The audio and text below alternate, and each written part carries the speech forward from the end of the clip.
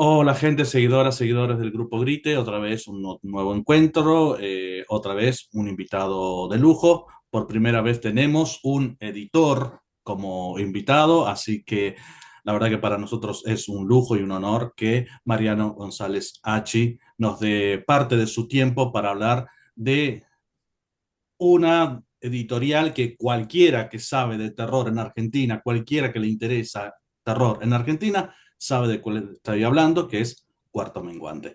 Mariano, muchísimas gracias por darnos este tiempito para hablar con nosotros. No, gracias a ustedes por la ayuda en la difusión de la editorial. Es muy súper importante para cualquier editorial independiente. Contanos, la primera pregunta es como la más obvia, contanos cómo pensaste, craneaste la editorial, cómo llegó a tu vida la editorial. Y la editorial, yo era crítico de cine, trabajé bastantes años en la revista La Cosa y después en muchos sitios de internet. Yo agarré la época de los sitios de foros, por ejemplo, y la época de los blogs. Y escribí muchísimo en todos esos ámbitos que después desaparecieron. Y en determinado momento me empezó a surgir la idea de poder editar libros. La realidad es que yo no tenía ni idea cómo era el negocio, porque no vengo de otro lugar completamente diferente. Y bueno, había una editorial que editaba libros de cine y a mí me parecía que los libros se podían hacer bastante mejor. Así que consulté a un editor que conocía, que él lo conocía de vista, digamos, no era amigo ni nada, ¿no? Que era Francisco Garamona, lo nombro, un editor muy importante de Argentina, que edita literatura y poesía argentina. Su editorial se llama Mansalva, y él tenía una librería cerca de mi casa.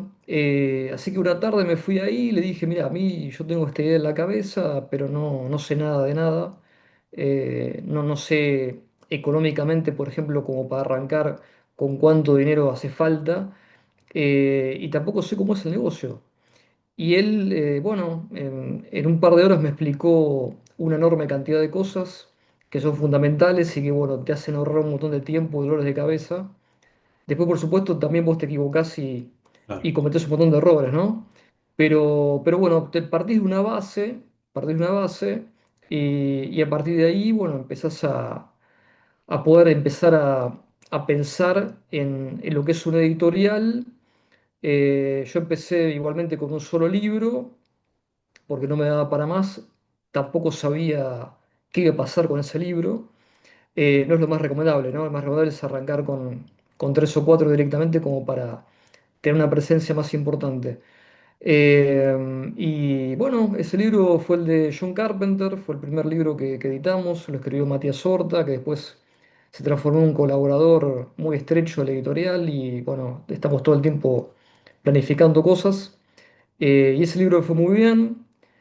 Después, al año siguiente, recién saqué el segundo libro, que fue el de David Lynch.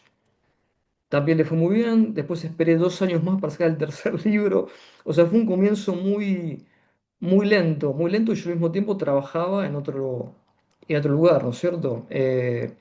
Y iba tanteando, bueno, y en determinado momento dije, bueno, vamos para adelante, y vamos a apretar el acelerador y sacar más libros y darle a la editorial un cuerpo ya como mucho más armado, como mucho más concreto, ¿no? Perdona que te interrumpa. Hay algo lo que vos me decís que por lo menos me llama la atención. Vos decís, yo arranqué sacando un libro, no es lo indicado, lo ideal es sacar dos o tres libros para tener más presencia en el mercado. La verdad, yo sin saber nada del tema, así que pidiéndote disculpas, yo hubiese hecho lo mismo. Lo lógico para mi cabeza es arrancar sacando un libro para ir tanteando. Por eso me llama la atención que vos, ya con la experiencia, que digas, no, lo ideal es arrancar sacando dos o tres libros para tener presencia en el mercado. Ujú. Claro, lo que pasa es que en realidad la mayoría de la gente que empieza con una editorial empieza con un libro. Y es muy difícil que tomen en serio porque la mayoría de las editoriales termina fracasando, cerrando después del primero y segundo libro. Entonces, lo que pasa es que vos vas a, a una librería, ¿no? Y muchas te dicen, no, mira, un libro solo no te tomamos, volvé cuando tengas dos, tres, cuatro, porque te abren una cuenta y después, bueno, por algún motivo a vos te va mal y se les complica a ellos, sobre todo de forma administrativa, ¿no es cierto? Eh, y un solo libro, la verdad que se pierde dentro del universo de las librerías, hay una cantidad de novedades tan grande que es muy difícil sostener un solo libro. Y ahora mucho más porque hay muchos autores que se autoeditan, o sea, que no son editores, sino que son escritores que se autoeditan, eh, que vos los ves permanentemente en las ferias y en un montón de lugares. Que está bien, es una forma también de comenzar y es válida, por supuesto, pero a nivel negocio, si vos querés fundar una editorial y permanecer en el tiempo, bueno, tenés que arrancar ya directamente con tres libros como mínimo, diría yo, y que ya tengan una personalidad definida. O sea, de nada sirve sacar una editorial con un libro sobre cine, otro sobre cocina y otro de poesía. Todo editorial tiene que tener una personalidad determinada, tiene que tener una línea, tiene que tener un contenido donde los libros dialoguen entre sí, como para que los lectores tengan una idea, y también los libreros y demás, sobre a dónde estás yendo, dónde quieres ir, qué estás haciendo. Bueno, básicamente es eso. ¿Te puedo preguntar cómo fue la experiencia de, antes de abrir el juego a mis compañeros, cómo fue la experiencia de escribir para La Cosa, una revista en que en su momento fue fundamental para el fandom argentino? Bueno, yo era lector de la revista. Yo era lector y me divertía mucho leyéndola. Y había una sección se llamaba algo así como Te comentamos tu fanzine o algo por el estilo, que Eh, la hacía Roberto Barreiro. sí. Y yo editaba un fanzine que lo hacía para divertirme, era una cosa muy artesanal, era algo, algo sí, o sea, básicamente no tenía ningún valor más allá de hacerlo circular un poco.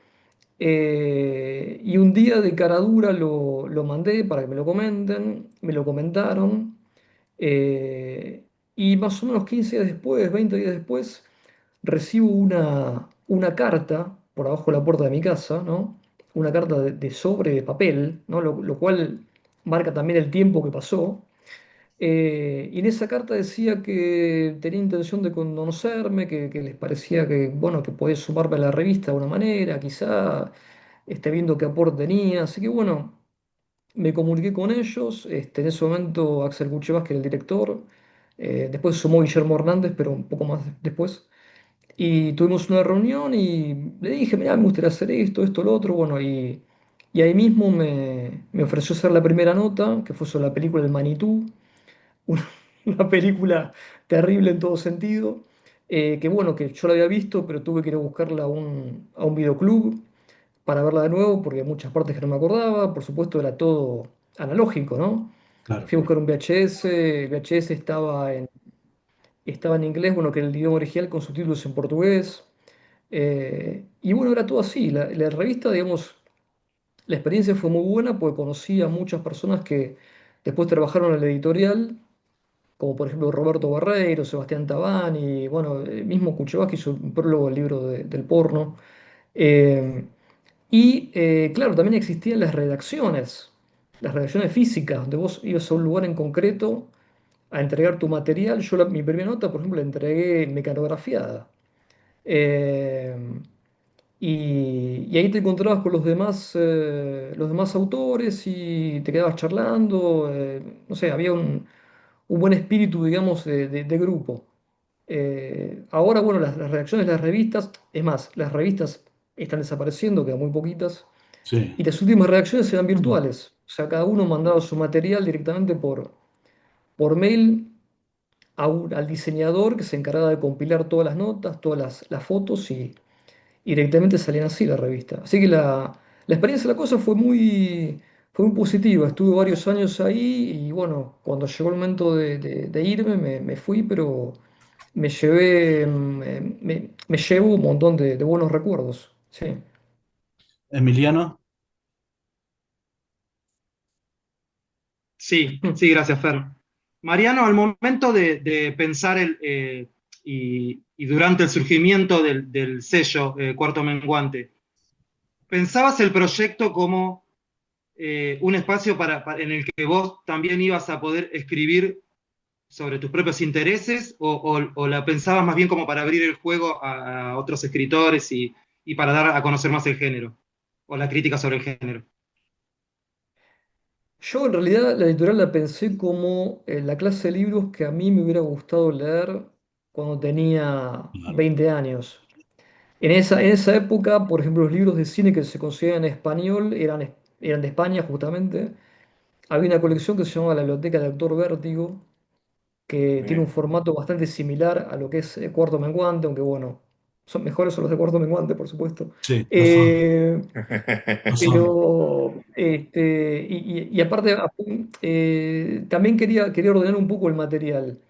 Y sí, sumar gente que yo había conocido, que sabía mucho, que escribía muy bien, que tenían ganas de escribir. Así que arranqué con la gente que yo conocía.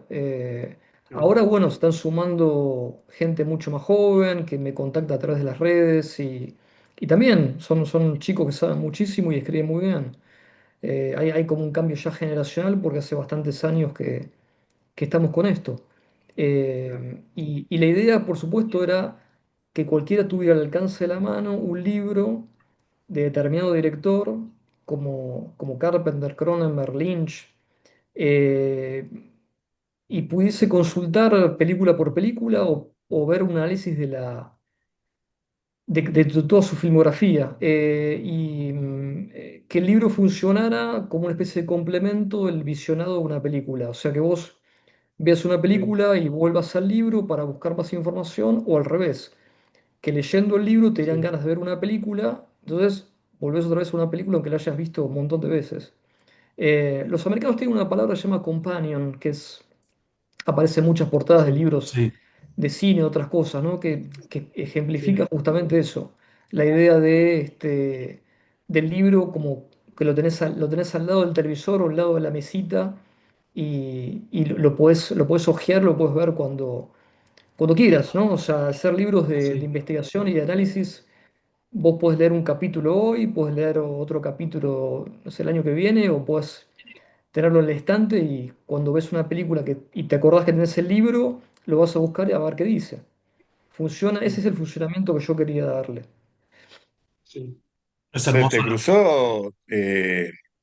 Porque, digo, el punto este de toda la editorial, por lo general, los autores son de acá, son argentinos. ¿Tuviste se te cruzó la idea de la traducción de muchos libros que se han editado a lo largo del tiempo, que acá en Argentina todavía no hay un traductor del inglés, ponele al castellano? ¿Has pensado en algún momento que la editorial podía encargarse de eso? Digo, como una editorial argentina que se encargó directamente de brindar el cine de género desde los escritos, de poder centralizar eso, de poder centralizar la traducción de algunos libros que se editaron en el exterior. No, en realidad la pensé como una editorial de autores argentinos, porque la realidad es que acá hay muchísima gente que es muy capaz y escribe muy bien y sabe muchísimo. Y a mí me parecía una pena, o sea, primero me parecía increíble que no hubiera libros sobre directores de culto, ¿no? Nacionales. Claro. Como Argento, como, qué sé yo, Romero. O sea, me pareció una cosa increíble. Y bueno, alguien tenía que hacerlo. Entonces, vos te la pasás leyendo traducciones que están muy bien, algunas son muy buenas y algunos libros son realmente muy buenos, pero es la visión de autores norteamericanos, de autores europeos. Me interesaba a mí una visión desde la Argentina, de autores argentinos. Y aparte los libros, todos los libros que yo hago tienen los títulos de estreno de las películas en Argentina, que son los que coinciden con los de Uruguay, por ejemplo. Ya si te vas a Chile o otros países, el título cambia. Ese parece un detalle menor, pero para mí es importante porque es como que el crítico o el periodista que escribe el libro te hablara a vos directamente como argentino, como cinéfilo argentino. Y eso me parece que es un valor agregado. Todo bien con los españoles, por supuesto, o sea, hay una industria editorial enorme en España, Pero bueno, a mí me gusta mucho el placer de leer algo escrito en español del Río de la Plata, que es el que nosotros hablamos. Y me siento más identificado con esa clase de lectura. Ese es lo que yo quería hacer, una de las cosas que yo quería hacer con la editorial. De hecho, está en tu página, en la página web de la editorial Cuarto Menguante, en una de las pestañas dice, nosotros publicamos autores solamente argentinos para que justamente hablen de este cine de culto desde Argentina. Es prácticamente una declaración de principios de tu parte. Sí, sí, si bien en los prólogos a veces aparecen extranjeros, que me parece interesante como sumar gente importante que pueda hacer el prólogo, siempre el interior son todos argentinos, capaz que hay alguna excepción, estoy pensando en Eduardo de Chilaguerra, que es este venezolano que vivió acá en Argentina, yo lo conocí, ahora se volvió a ir, pero por lo general son todos argentinos. Y, y ya te digo, a la mayoría cuando empecé la editorial los conocía, gente de mi edad o similar, y los últimos libros estoy sumando cada vez más gente joven, ¿no? Gente que ya no viene de la gráfica porque no hay, o de los diarios, sino que vienen directamente de internet, de las redes, de otro tipo de lugares. Y a mí me parece también que el valor del libro en papel no lo suple otro tipo de publicación. O sea, no creo que sea lo mismo leer algo en una tableta o directamente de internet que poder vos sostener el libro, pasar las hojas, leerlo directamente, olerlo, guardarlo, prestarlo, regalarlo. Es otra cosa, es otra experiencia. Bueno, por eso no tengo el lector de ebooks, ni me interesa tenerlo. Eh, y me parece siempre lo mejor, no sé, en vacaciones, por ejemplo, irme con la pila de libros a leer que irme con un aparato, con una pantalla, ¿no? Eh, o sea, todo el año básicamente estamos viendo dos pantallas, que es la de la computadora y la del celular. Entonces, sumar una tercera pantalla, bueno, no, gracias. Mm. ¿Cómo Estoy decidiste muteado. el nombre de la editorial? El nombre, había visto hay una película que se llama Adrenaline, que es una película francesa que recopila cortos, Hermosa película. todos cortos muy bizarros. Ah, bueno, y hay uno que a mí me encanta, que es una mujer que está adentro de una habitación, es un corto en blanco y negro, y de repente percibe que la araña de cristal de la habitación empieza a moverse. Al principio es una cosa tenua, mínima, que uno puede pensar, bueno, es no sé, pequeño, una réplica de un terremoto. Pero después se da cuenta que es mucho más bizarro y más terrible lo que está pasando, que es que el techo está bajando de la habitación. Y la mujer queda atrapada dentro de esa habitación y bueno, todo el corto maneja la tensión de esa situación onírica completamente, ¿no? El techo va bajando, tira los cuadros, rompe los muebles. Es un cuarto que se reduce, es un cuarto menguante. Bueno, de ahí saqué el nombre. Cuando encargué el logo, que lo hizo Pablo Canadeo, un ilustrador que a mí me encanta, me hizo una fase de la luna, porque claro, pensó que era, Claro. que era El cuarto por menguante de la la luna. Claro. menguante, que en realidad cualquier persona normal pensaría, ¿no? Claro. En realidad tenía que haberse declarado antes, pero como me gustó mucho cómo quedó y aparte me dijo, mira, ¿qué animal te gusta? Le dije, mira, el búho, bueno, entonces agregó mitad luna, mitad búho. Y ese fue el logo que quedó y que sigo usando hasta el día de hoy. Eh, bueno, lo pongo por todos lados. Quedó muy, pero muy bien, sí, sí. Teniendo en cuenta tu rol dentro de la editorial y más allá del gran trabajo que le has dado a mucha gente para que escriba, en algún momento habrás tenido que rechazar o un manuscrito o un proyecto o una idea, simplemente una idea, pero ¿cómo te manejas con los rechazos? Y mira, a veces es un poco ingrato Me porque imagino. a veces de repente me llega un manuscrito que está muy bueno, que yo de repente compraría ese libro como lector, pero no me animaría a editarlo, no me animaría a sacarlo como editor de autores que...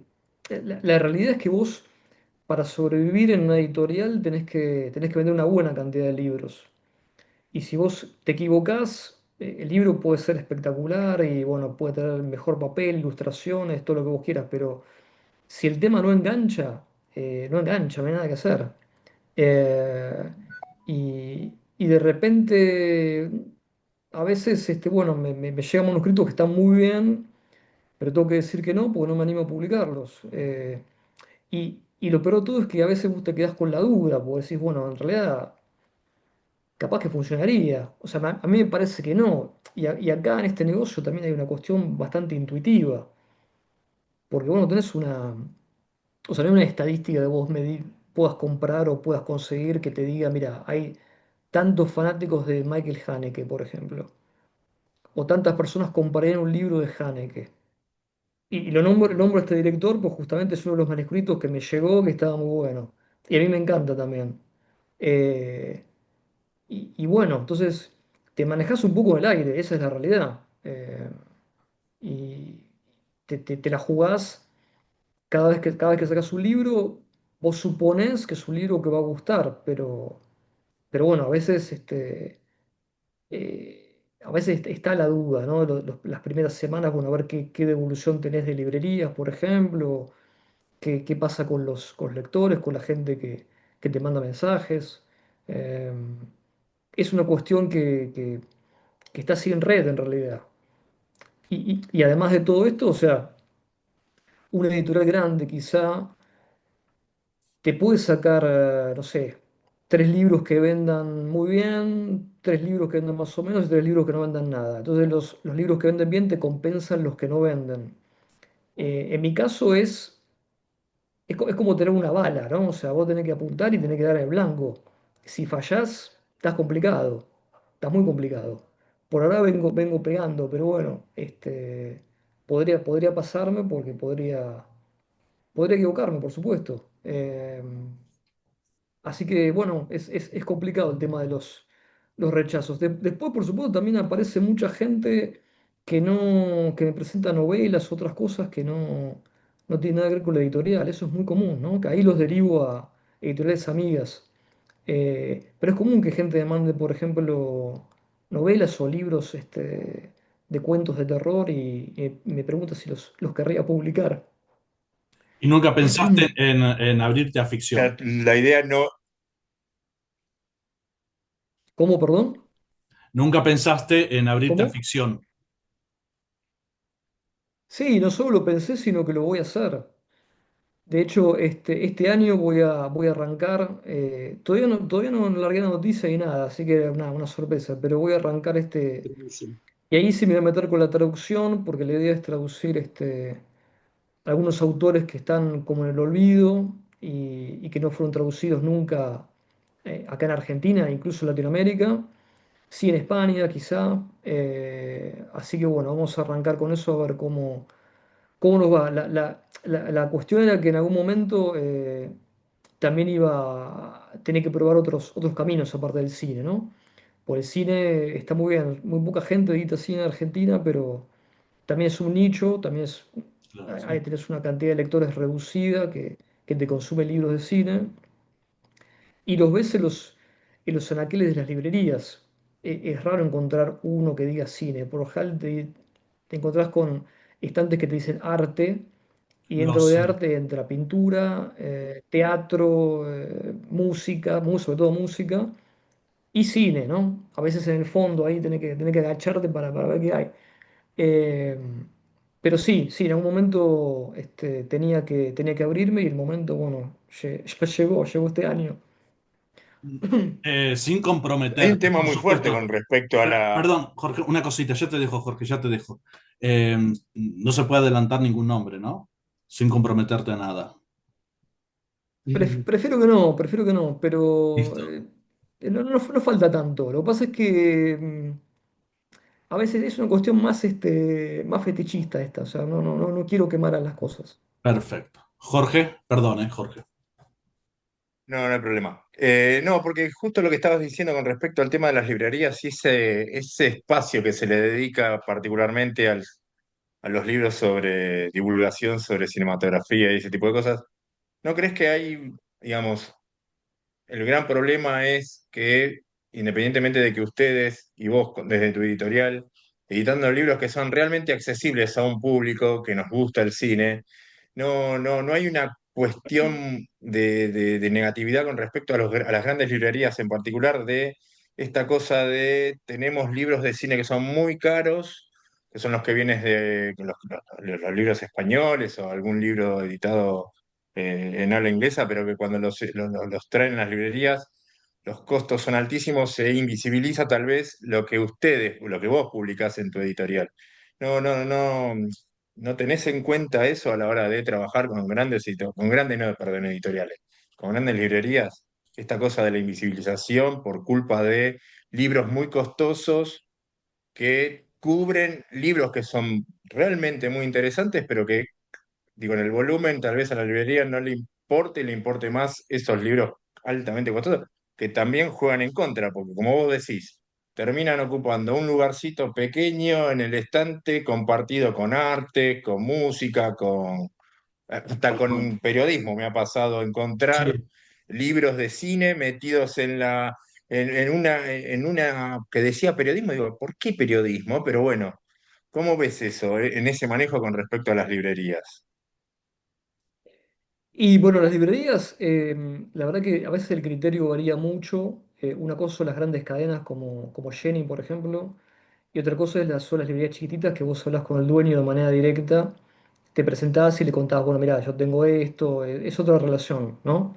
Y hay gente, bueno, hay libreros que le gusta mucho el cine, que capaz que le dan a mayor preponderancia, y hay otros que no, bueno, consideran, viste, que no es imprescindible o no es tan necesario tener los libros en un primer plano.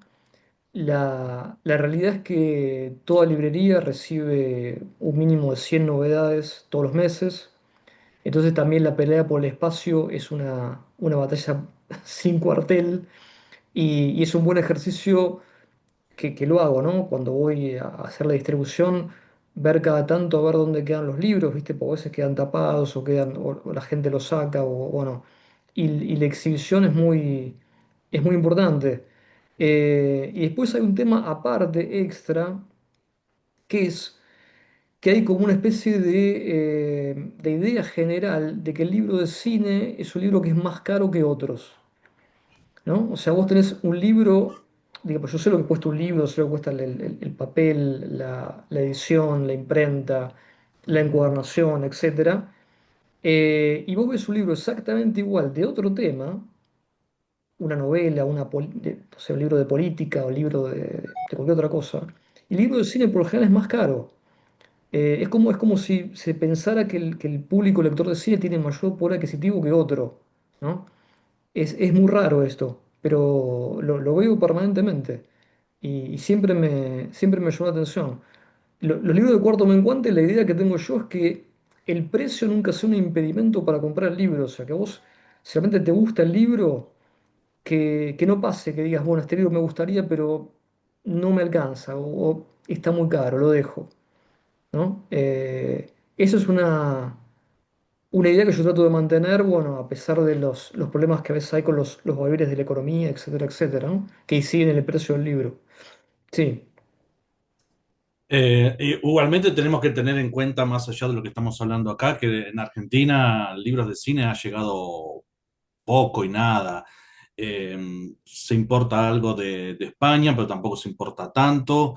Los libros de cine, como bien dice Jorge, a veces están bajo un cartelito que dice comunicación. Sí, es comunicación, ponele, pero te das cuenta que están un poquito despreciados y muchas veces uno está buscando un libro sobre, no sé, Carpenter y te encontrás con un libro que son fotografías, está muy bueno, pero de verdad necesitamos como más libros de análisis, de hablar, de estudiar, de hablar de cine, y está muy lindo los libros de pósters, está muy lindo, pero hay un público que quiere profundizar un poco más, que no necesariamente es académico, pero que quiere profundizar un poco más. ¿Cuál es el tipo de público que vos, el público lector que vos tenías en la cabeza cuando creaste el editorial? ¿Más cerca del fandom, más cerca de lo académico, uniendo ambas cosas o directamente no pensaste en eso? Mira, es un público para mí que, o sea, el tema es que varía de libro a libro. Por ejemplo, el libro sobre Lynch que sacamos es un libro más tirando a lo académico, es un libro complejo de leer porque creo que el cine Lynch lo amerita. Ahora, si vos lees, por ejemplo, La historia del Gore, que es otro libro, es un libro más tirando a lo que era la cosa, ¿no? No quizá con la jerga que tenía la cosa era más, como una revista más de humor también. Aguarra. Eh, pero digamos, me parece importante como adaptar el tema al público de ese tema, ¿no? Digamos, nadie que compre un libro de Slasher está esperando un análisis sociológico o psicológico de la cuestión, más allá de que vos podés analizar ciertos aspectos que son interesantes. Y la persona que compra un libro sobre Cronenberg, sobre Lynch, sobre Argento, bueno, está buscando una cosa un poco más sofisticada. Yo los libros de cine te los dividirías en tres grupos, que son el libro académico, el libro que es más bien para una persona que le encanta ponerse a pensar ciertas cuestiones del cine desde la universidad. Después tenés el libro más de regalo, que es el que vos mencionabas, que tiene fotos, que tiene mucha, o sea, poco texto y mucha imagen, que también cumple su función. Y después los libros que hago yo, que son libros, digamos, como para cualquier persona, son libros que vos podés leer, son libros de divulgación, y más allá de que algunos sean más complejos que otros, vos tenés un enorme abanico de público como para poder disfrutar esos libros. Esta para mí sería la división de los libros de cine, básicamente. Y en el caso de Argentina, yo vuelvo al tema de no había un interés o no había una predisposición para hablar de cierto tipo de directores o de géneros que son muy populares, porque si alguien que es popular es Carpenter, quizá el primer director que yo elegí. Para mí Carpenter es como que está en el medio entre el director que a todos los académicos les encanta y al mismo tiempo un director súper popular que a todo el mundo le gusta. Tal cual. Y sin embargo no había ningún libro. O sea, a mí me pareció algo insólito, ¿no?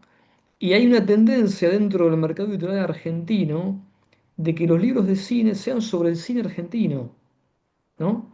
Eh, no sé por qué ocurre esto, no sé, pero, pero bueno, yo lo veía de forma permanente y pensaba, bueno, ahí hay un nicho, hay un lugar que hay que ocupar.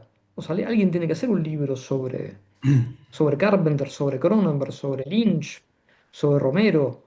Esos libros tienen que existir, porque yo sé que existen gente que les encanta esa clase de cine y que le encantaría leer libros sobre las películas que a ellos le encantan, valga la redundancia.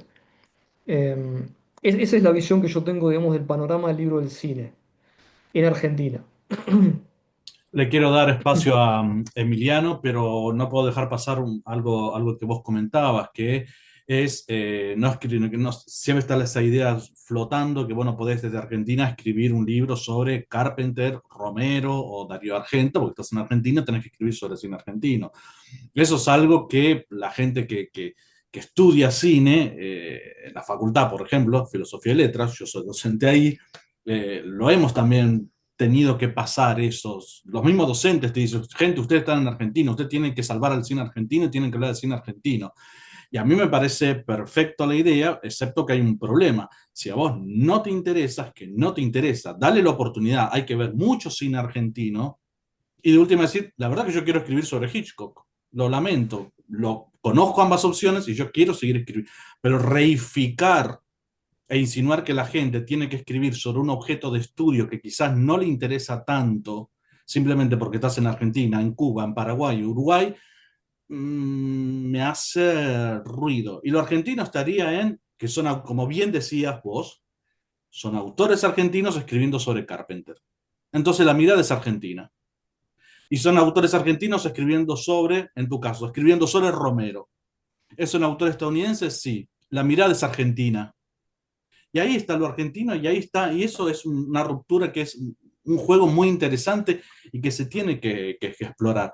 Esperamos que haya muchos libros sobre cine argentino, tanto de terror como en general, pero reificar y creer que solamente desde Argentina se puede escribir sobre Argentina o sobre Latinoamérica a lo más es problemático. Pero eso que vos estás diciendo me parece que es un problema que nace, por ejemplo, en las universidades, Mm. En el ámbito académico. El ámbito en el ámbito académico se encarga académico. de hacer ese tipo de discriminaciones. Tal cual, tal cual. Es Efectivamente. así, sí, totalmente. Es así. Sí. Emiliano, Sí. Además de cuestiones que comentaba Mariano hace un momento, como la elección del tema de los libros a publicar, o incluso la situación económica del país, me pregunto cuáles son las razones más comunes, digamos, por las que se puede o se suele frenar la publicación de un libro, de un manuscrito. Mirá, básicamente porque quizá, como decía antes, yo el tema no, o no me parece o no me parece publicable en el sentido del negocio de la editorial. O- a veces es como que se aleja del perfil que yo manejo, ¿no? Hay actores que a mí me encantan, por ejemplo, no sé, Kurosawa, ¿no? Por decirte uno, o Woody Allen, o Bergman. Sin embargo, me parece que o sea, está bien, es cine, pero se alejan demasiado de la línea que yo manejo. Entonces, como que se termina desdibujando, digamos, el trazado, el sendero que la editorial va marcando dentro de lo que es el mercado del libro. Eh, y después, bueno, después tenés cosas que están escritas muy mal o quizás está escrita de un modo bastante superficial o de un modo desordenado. eh, en fin, hay de todo. O sea, en estos años vi absolutamente de todo, ¿no? Eh, no sé, libros, por ejemplo, donde que yo, hay, no sé, algo se explica en el capítulo uno y después aparece nuevo en el capítulo 4. O sea, que a vos te demuestran que el autor del libro no, o sea, lo escribió de corrido, después no se puso a ver, no hizo ningún tipo de corrección de nada. Eh, bueno, cosas así. Pero bueno, o sea, me quiero quedar, digamos, con lo positivo que es la cantidad de gente que hay, que es mucha y muy buena dentro de Argentina que escribe cine, ¿no? Mariano, pasando un poco al diseño de los libros, de las portadas, y el diseño de los libros en general. Eh, ¿Cómo se te ocurrió, o cómo surgió la idea del uso de los colores, ¿no? Porque en mi opinión son icónicos y maximizan los colores a la máxima potencia y recalca el tema del que se está hablando. Me parece, ¿cómo surgió esa idea de utilizar esas paletas de colores?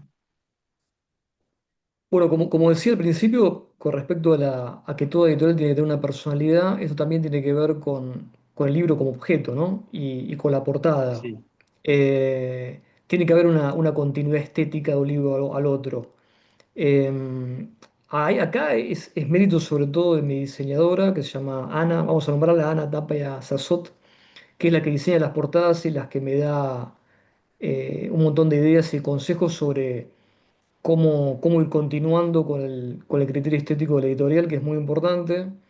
Acá los diseñadores gráficos tienen, por supuesto, una visión que uno no tiene. A veces yo me pongo a pensar de determinada combinación de colores o una portada y me parece que queda bien y después ella me dice, no, mira, esto va a quedar mal y cuando me lo muestra en la computadora queda mal, ¿no? Realmente. Eh, y la idea, sí, es que el libro sea un libro agradable a la vista, es un libro que resalte en una vidriera o en una mesa, una librería. Vos pensás que cuando vos entras a una librería o cuando vos ves una vidriera, eh, vos haces como un paneo con la vista, ¿no es cierto? Capaz que estás una fracción de segundo en la tapa de cada libro. Entonces, es como que todos los libros pelean por tu atención, por decirlo de alguna manera. Si tenés una buena tapa, una tapa que impacte y que te quede claro de qué trata el libro. O sea, ahí es una combinación entre el dibujo y el título. Vos viendo Sí. eso un segundo tenés que tener en claro de qué trata el libro. Si no lo tenés en claro, falló la portada.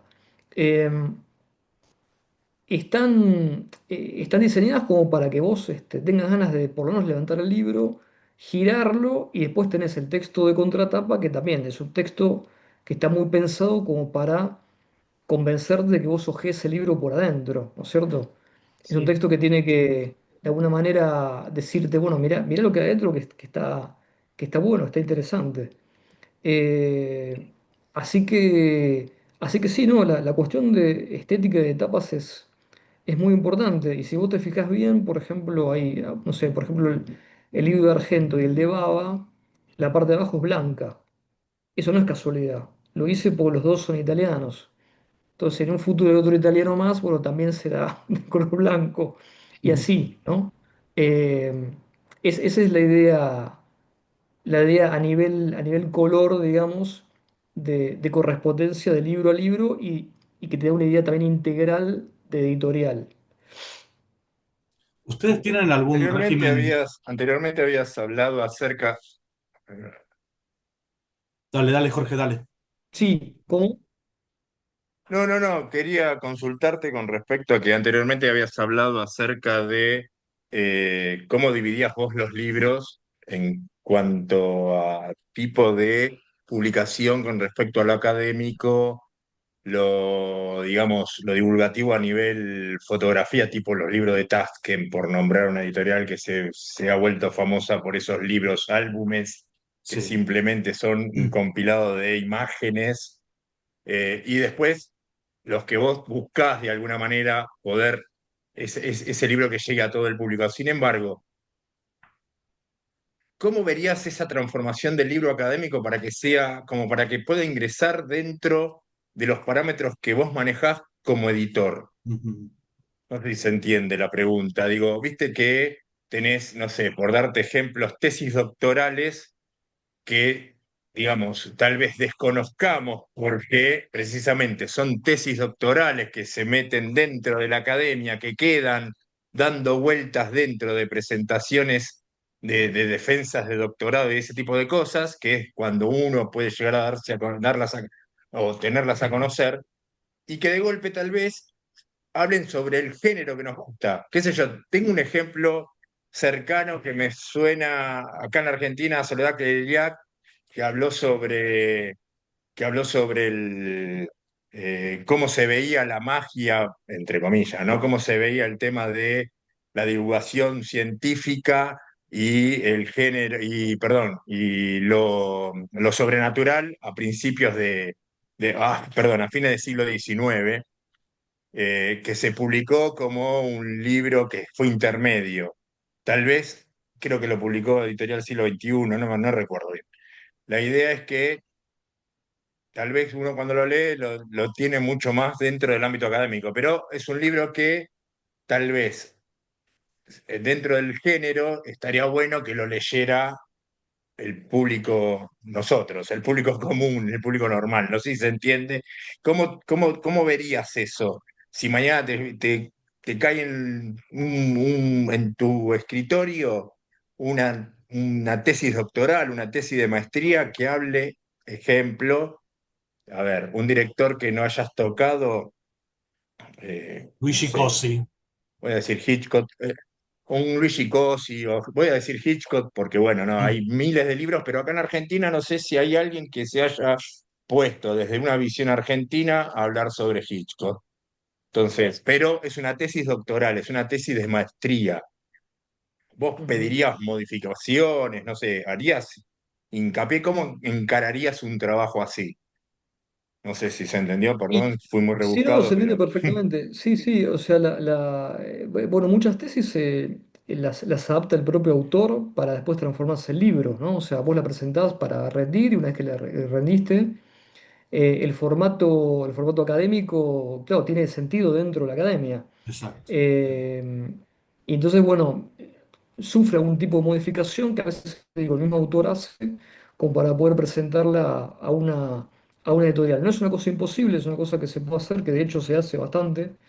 Y bueno, a veces con resultados muy buenos. Pero a mí me parece importante el tema de poder, sobre todo,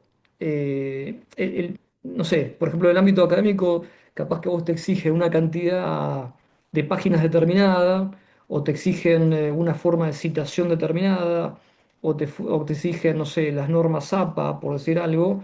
Y bueno, todas esas cosas, digamos, después, en el mundo real, o sea, fuera de la universidad no es tan así. Te diría que más bien lo contrario. Ujú. De hecho, mi trabajo en los últimos años fueron en una universidad, en la dirección de publicaciones, y bueno, venían textos que están tan como pensados para dentro del claustro universitario. Y algunos, bueno, pueden tener una vida propia después con modificaciones y otros no. Otros no porque son mamotretos que solamente le puede interesar a alguien que está hiper especializado en una disciplina determinada y bueno, no al público general. Como yo te decía antes, vender libros, tenés que vender mucho libro para que el libro, para recuperar la inversión y para que la editorial funcione. Entonces, no tiene sentido sacar cosas que pueden ser espectaculares, pero capaz que le interesan a 20 personas, ¿me entendés? Sí, una de las primeras cosas que hay que hacer cuando tenés una tesis enfrente es pedirle que recorte el marco teórico. El mundo académico siempre te va a pedir mucha explicación sobre el marco teórico y el común de la Ujú. gente no le va a interesar absolutamente nada que expliques con mucho lujo de detalles, no sé, el pensamiento de Foucault. Claro. Pasá al análisis. Ujú. Te quería Sí, preguntar. sí, sí. Quiero que hablemos un poquito sobre tu producción como escritor, pero antes de eso, una última pregunta sobre la editorial, por lo menos de mi parte, que es, ¿ustedes tienen un régimen de producción, algo así como tenemos que sacar mínimo un libro por año o dos libros por año, o es según el material bueno que vaya llegando a sus manos? No, lo ideal sería incrementar la producción. Yo estoy sacando más o menos 3 libros por año, que es poco. A mí me interesa sacar más libros, pero lo cierto es que estoy atado a variables como por ejemplo la economía. En un momento la escasez de papel, me agarró la pandemia, ¿no? Ahí como todos, bueno, los planes se modificaron obligatoriamente, ¿no? Así que bueno, sí, o sea, sí, por supuesto que hay un plan con una velocidad determinada y después, bueno, tenemos cosas que pasan, tenemos imponderables, tenemos cosas que uno a veces se imagina, otras que no se imagina y que están en el camino como obstáculos. Pero la idea es publicar más libros por año, sí, sí, sin duda. Contanos un poquito sobre tu libro de George Romero. ¿Cómo lo encaraste, cómo lo pensaste y qué te atrae del cine de George Romero? Y Romero, bueno, justamente yo lo escribí durante la pandemia, porque, bueno, fue un momento donde dije, yo tenía material, la verdad es que siempre priorizaba libros de otros autores y pensaba, bueno, algún día terminaré el libro de Romero y, bueno, algún día no llega nunca. Entonces, cuando el virus empezó a obligarnos a todos a estar encerrados, dije, bueno, es ahora o nunca. O sea, si no termino ahora, bueno, ya está. Y aparte la situación también me parecía como especialmente interesante como para escribir sobre Romero, ¿no? El tema del virus, estar encerrado, digamos, era toda una cuestión no Romeriana. sé, temas que se superponían. De hecho, de hecho, durante la pandemia, no sé si ustedes se acuerdan, la situación en Estados Unidos era muy complicada, sobre todo en Nueva York. Y en un momento se empezó a hablar de cerrar Nueva York. Y en ese momento, Matías Horta, que estaba reescribiendo el libro de Carpenter, yo hablaba con él y decía, pero, o sea, es casi, viste, como una cosa surrealista de temas de ficción y realidad que se superponen unos a otros, viste, porque vos pensás en Escape de Nueva York y decís, o sea, estamos, viste, más o menos cercanos ahí. Así que, viste, era una cosa medio siniestro todo. Y después con Romero, bueno, a mí siempre me gustó Romero, siempre me gustaron las películas con temáticas de gente encerrada, filmada en espacios reducidos, con pocos personajes. Siempre me atrajo ese tipo de cine.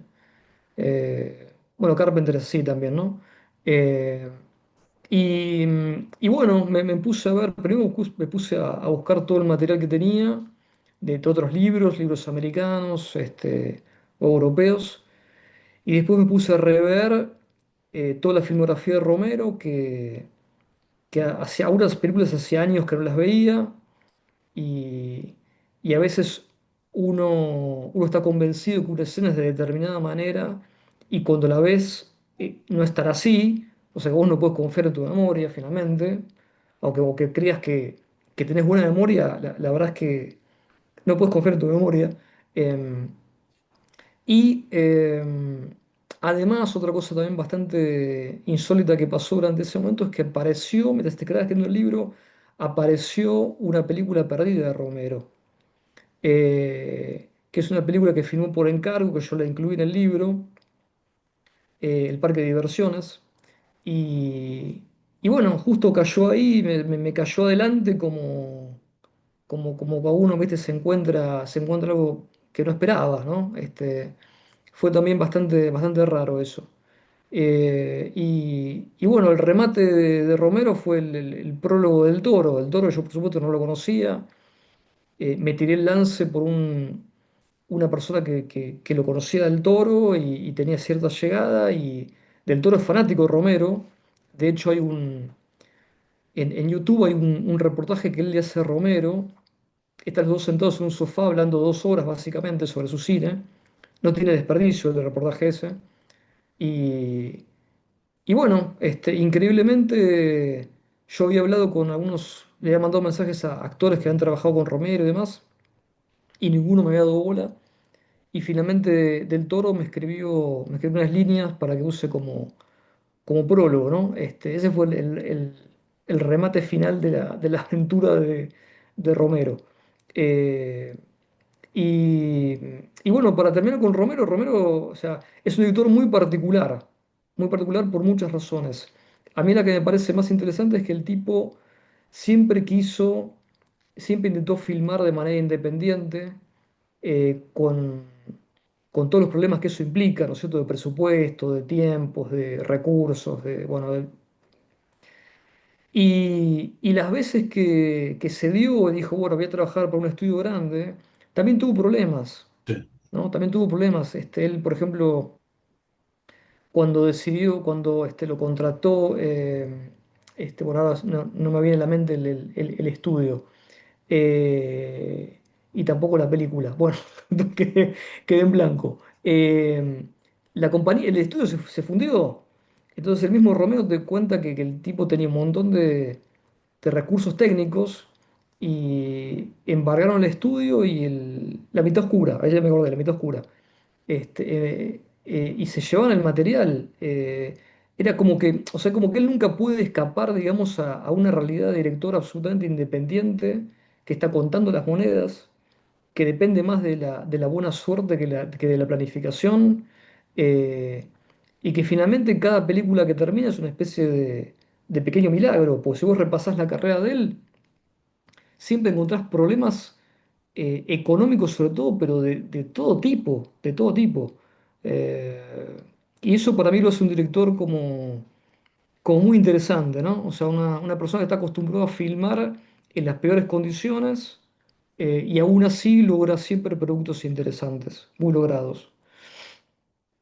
Sí, de hecho estuvo unos cuantos años sin filmar hasta que hace Breezer, más que nada porque nadie le aceptaba un proyecto o cuando se lo aceptaban se caían de dirigir Resident Evil, hacer otra parte de su saga de los muertos vivos y todos los proyectos se iban cayendo. ¿Te puedo preguntar qué te pareció el parque de atracciones?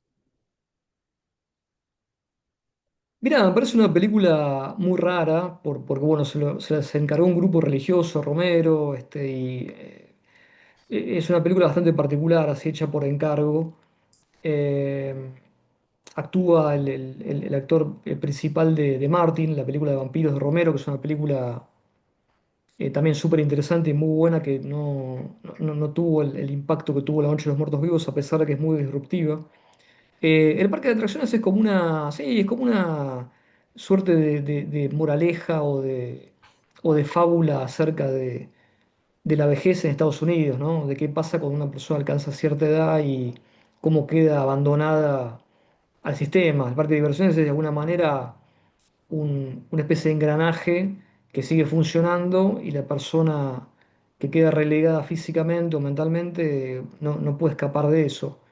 Es de alguna manera una película de terror también. Y, y es una película que quizá no es como para recomendarla a todo el mundo, pero para cualquier fan de Romero que le guste el cine de él, tiene que verla, eso seguro. Sí. ¿Cuál te parece que es la película de Romero más despreciada o olvidada dentro de su filmografía? ¿Crees que es Martin? Sí, seguramente, porque Martin él plantea una forma del vampiro que hasta ese momento no era muy difícil de ver. Capaz que hay alguna excepción que otra, pero digamos, el vampiro fue un vampiro gótico hasta bien entrado la década del 80. Incluso hay una suerte de películas que yo llamo gótico forzado, que es el vampiro en el mundo moderno, pero que sigue usando capa, sigue viviendo en un castillo, como las películas de AIP, ¿no? Del Conde Yorga, por ejemplo, es un buen ejemplo, o las de Blácula, inclusive, o las últimas de la Hammer, que te presentaban un vampiro no en el siglo XIX, pero bueno, Christopher Lee seguía apareciendo con la capa, vestido como si viviera hace 100 años. Eh, no sé, toda una estética y una temática súper gótica. Y Martin lo que te presenta es un vampiro que es un tipo común y corriente, que es un pibe que labura haciendo los mandados, que podría ser cualquiera, que, que en realidad todos los mitos del vampirismo los deja de lado, o sea, no los... de hecho, la película todo el tiempo está jugando sobre si es un vampiro o no, Claro. o si es un vampiro, cuánto hay de enfermedad mental y cuánto hay de mito y de folclore.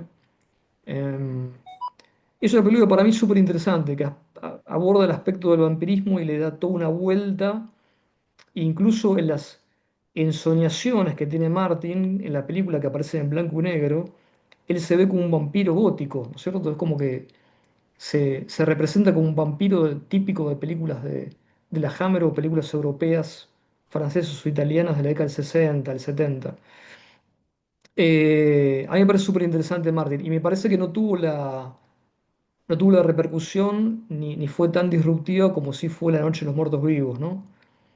Que ese es otro tema aparte, ¿no? Digamos, todo el mundo siempre lo llama Romero como el padre del zombie moderno y Romero es la primera persona que te dice, mira, yo no inventé nada, yo no inventé ningún zombie, no soy el padre del zombie moderno. Emiliano, Es muy raro porque sigue siendo, así se lo considera, ¿viste? Es muy loco eso, sí. porque cambia el paradigma del zombie y que en su modesto te diga, no, yo no, la verdad que no tengo nada que ver. Sí, Emi. Claro, porque en realidad en La Noche de los Muertos Vivos, la primera, del 68, nunca se usa la palabra zombie. No. A los muertos se los refiere como ghouls, que es una palabra, bueno, que viene del árabe, que tiene un largo recorrido.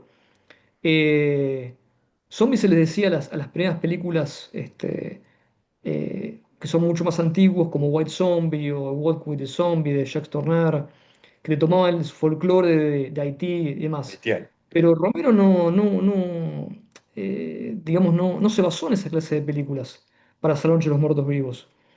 Eh, y recién, el tema es que la película tuvo tanto éxito que enseguida le aparecieron muchas imitaciones sobre todo en Europa, que te imitaban el formato, o sea, muertos que volvían a la vida y atacaban a los vivos para comérselos. Entonces, en algún momento alguien dijo, bueno, ¿cuándo empezó esto? Y empezó con la Noche de los Muertos Vivos. Bueno, estos zombies, bueno, y ahí surgió otra vez la palabra zombie. y se le adjudicó a Romero el hecho de haberlos creado. Pero la verdad es que Romero siempre fue honesto intelectualmente y dijo, yo no inventé nada. Y recién en la segunda película, Dawn of the Dead, el Amanecer de los Muertos, ahí sí usa la palabra zombie. Y ahí sí directamente es como que dice, bueno, está bien, si le pusieron esa etiqueta, vamos a usarla, ¿no? Porque comercialmente me sirve. No, boludo no era. Pero, pero yo quise hacer otra cosa. No, no, no, por supuesto que no, por supuesto que no. Eh, esa es la realidad, esa es la realidad de la cuestión de ese tipo es el padre del zombie moderno, no. Del Toro se lo dice. Vos creaste un género entero y Romero le dice, no, mira, yo no creé nada. Pero ahí hay mucho de Romero siendo humilde, como bien dice Jorge, es Romero siendo humilde.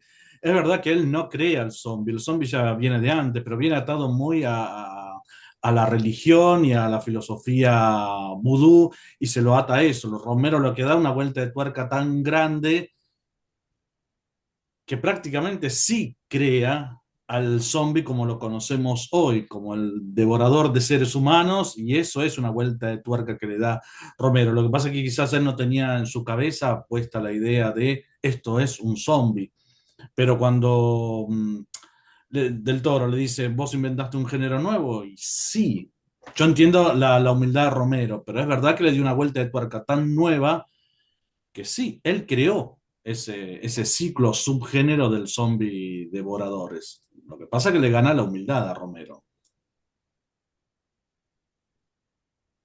O sea, en retrospectiva para mí se ve así. Lo que pasa es que yo lo comparo con el tema cuando se dice, viste, Colón descubrió América. Ujú. Que en realidad Colón, bueno, salió y se chocó con un continente. En Claro, realidad no claro. descubrió nada. O sea, Colón creía que había llegado a la vuelta al mundo y que llegó a las Indias. Bueno, después retrospectivamente sí, está bien, Colón descubrió América. Creo que a Romero le pasa algo similar. Eh, pero, pero bueno, digamos, son cuestiones de etiquetas y más, y ya te digo, Romero terminó usando la palabra zombie, y de hecho, el Amanecer de los Muertos en Europa se estrenó con el título de zombie directamente. Tal cual. Y, y aparte, él siempre, de alguna manera u otra, volvió a sus zombies hasta la última película que hizo. Probó otras cosas y terminó siendo una segunda trilogía. Finalmente son 6 películas de zombies, probando diferentes cosas, de diferentes ángulos. Eh, Así que de alguna manera fue como un lugar donde él siempre volvía, ¿no? Eh, vos pensás aparte que cuando terminó La Noche de los Muertos Vivos, Romero hizo una comedia romántica. Y la hizo porque no quería quedar encasillado como un director de cine de terror. Esto lo dice el propio Romero. Sí. O sea, si uno Eh, se pone a revisar reportajes de Romero, o sea, te das cuenta de un montón de cosas que uno da por sentado y te das cuenta que en realidad es todo lo contrario. Romero tenía ese miedo, tenía miedo de quedar encasillado como director de cine de terror, que finalmente fue lo que pasó. Y por eso hizo There's Always Vanilla, que es una comedia romántica, que es una película como muy mala, que mezcla digamos, dos géneros y no termina siendo una cosa ni otra, que fue un fracaso también. sí. Eh, pero, pero bueno, es así. Después tenés la discusión, que quizás es la discusión más conocida, que es si La Noche de los Muertos Vivos es una especie de denuncia contra el racismo en Estados Unidos en la década del 60. Que Romero te lo niega eso, Siempre lo te negó. lo niega. Pero Siempre por lo otro negó. lado, hay un par de anécdotas que vos decís, no, pero pará.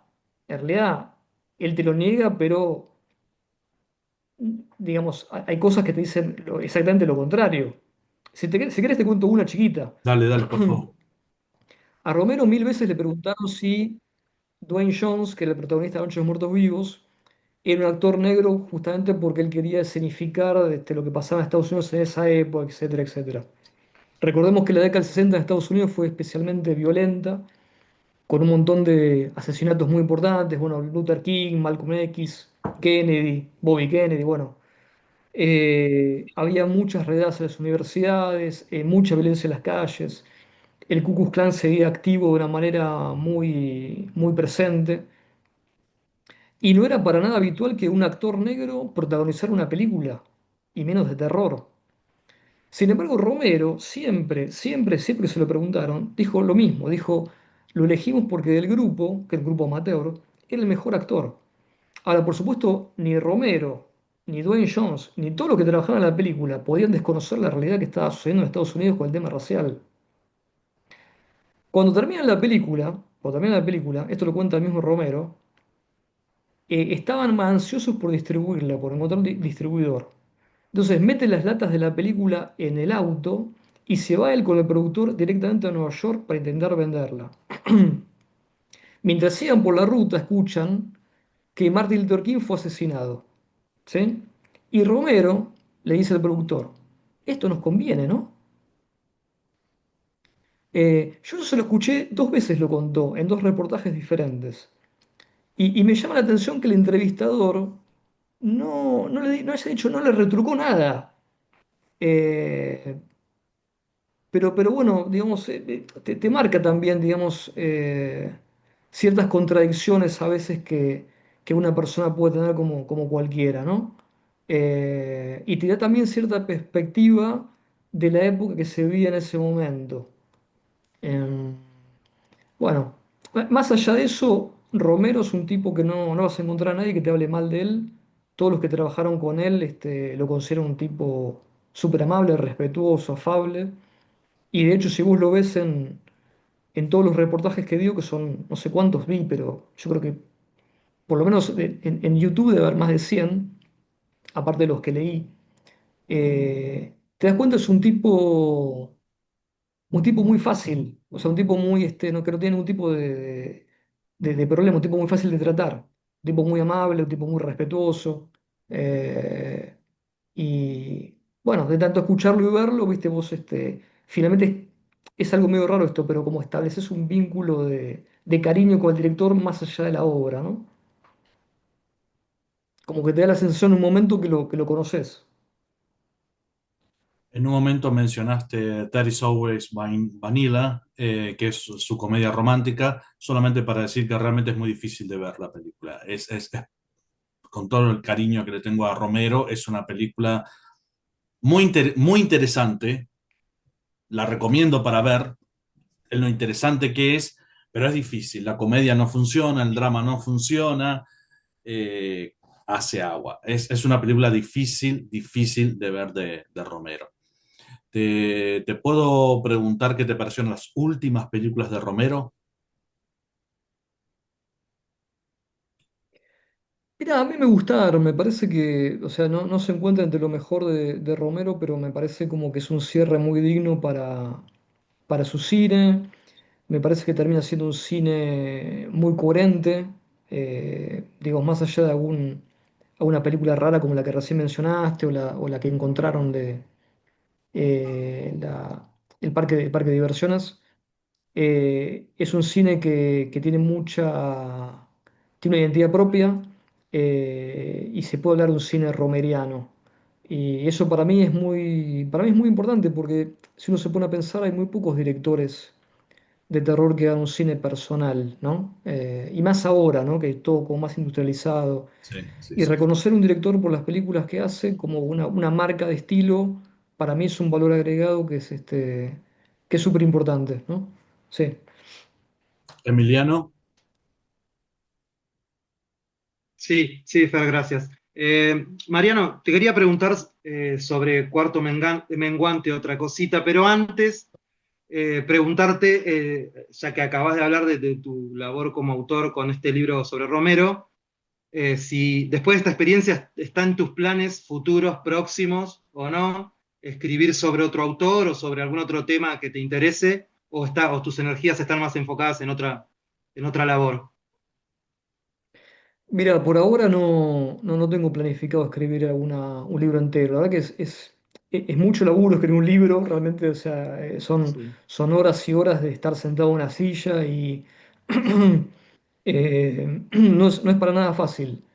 Por eso los autores, viste, que a veces me piden que escriban un capítulo y me piden encargar un libro entero. Yo digo, mira que realmente es un laburo muy, muy grande, y no es sí, nada fácil. A veces escribo alguna cosa Por ejemplo, el libro de Historia del Gore, escribí la introducción porque no encontré a nadie que quisiera hacerla, esa es la verdad, así que lo hice yo.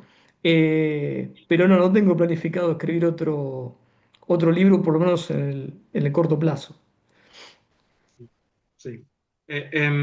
Quería preguntarte en relación a libros publicados por la editorial. Algunos de ellos son como colecciones de ensayos, digamos, con un tema, un eje en común. Mi pregunta es cómo surge esa posibilidad, cómo se da, si son ideas que parten de la editorial, si son proyectos que se presentan a la editorial, o si se hacen algún tipo de llamados, o cómo funciona la convocatoria, digamos, de autores en esos casos. La convocatoria de autores, mirá, hay gente que yo ya conozco, hay gente que voy conociendo por el camino, o sea, que voy conociendo Sí, significa gente que capaz que me manda su material y yo lo leo y es muy bueno.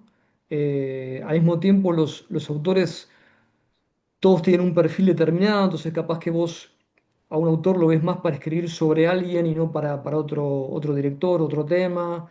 Y entonces vos armás una selección, es como, bueno, es como el trabajo de un técnico de fútbol finalmente, ¿no? O sea, vos decís, bueno, sí, o sea, sí, va para arquero, este es buen defensor, bueno, y armás un equipo. sí, Y bueno, por supuesto que siempre buscas tener a los mejores o los que vos considerás los más idóneos.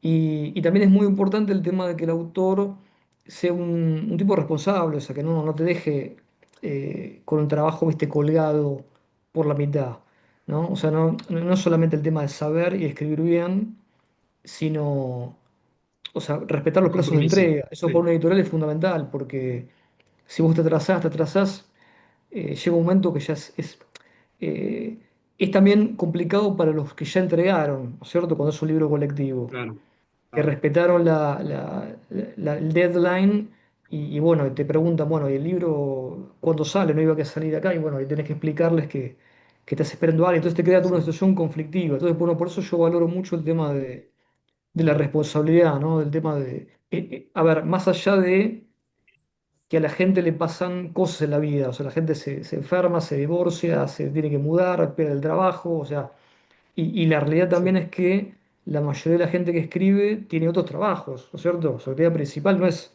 escribir sobre cine. Entonces, bueno, vos también tenés que ser considerado con respecto a esa clase de cosas. Básicamente sería eso, el tema de los, sí, el tema de los autores. Sí. bien. Jorge, Sí, gracias, Fernando.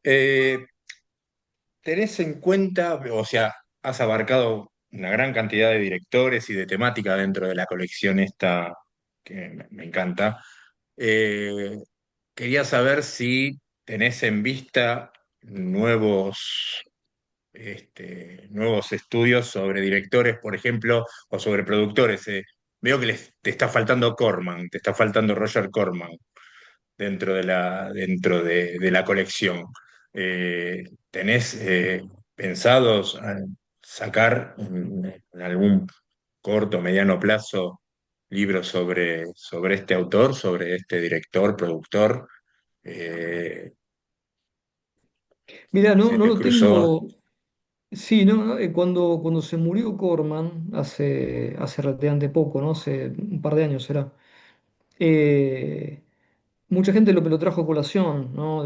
Y me preguntó, lo pasó lo que te estás preguntando vos ahora. Eh, no lo tengo planificado en el sentido de que está en progreso el libro. Sí, sí, quizá en algún momento. No sé, siempre hay una lista que yo tengo en un Word y bueno, voy considerando algún nombre u otro. A veces hay otros directores que me parecen más interesantes, otros, viste, que quizá de repente. Y después hay libros también que vos planificás y lo pensás bien y después decís, no, esto no, no va a funcionar. No va a Claro, funcionar. claro. Yo publiqué un libro sobre, por ejemplo, The Wall, la película de Pink Floyd. Y es un libro bueno, a mí me encantó cómo quedó y se vende bien y demás, y a todos le encantan. Y en un momento se me ocurrió la posibilidad de hacer un libro sobre Kiss contra los fantasmas. Eh, y por supuesto la película es malísima, pero me parecía como interesante analizar todo el fenómeno quisero, digamos, que llevó a ser hasta una película donde actúan los miembros de la banda, que es una cosa súper bizarra.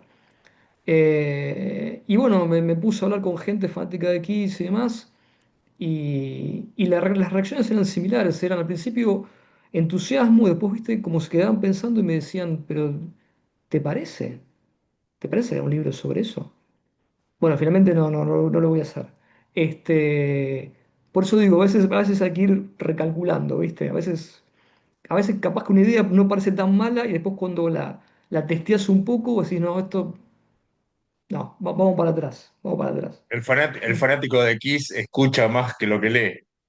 Digo, en diferencia al fanático de Pink Floyd, que tal vez ponerse a leer un libro sobre The Wall seguramente es más atractivo el oyente de Pink Floyd. Tal vez sea Sí, eso. bueno, mira que el lector de Kiss es un tipo que consume mucho material y de hecho acá en Argentina Bueno, acá en Argentina hay un libro que se llama Kiss en Argentina, que le editó el Gourmet Musical, que es un libro dedicado exclusivamente a las veces que vino Kiss acá. Y me consta que es un libro que que se vende bien, que es un libro muy bueno. No, el público, o sea, acá en Argentina, bueno, ya saltamos al tema música, tema bandas, ¿no? Pero hay públicos como el de Kiss, como el de los Rolling Stones, o como los Ramones, o el de Pink Floyd, que son muy fieles, digamos, que son muy fanáticos y consumen todo tipo de material, incluso libros, ¿no? Sí.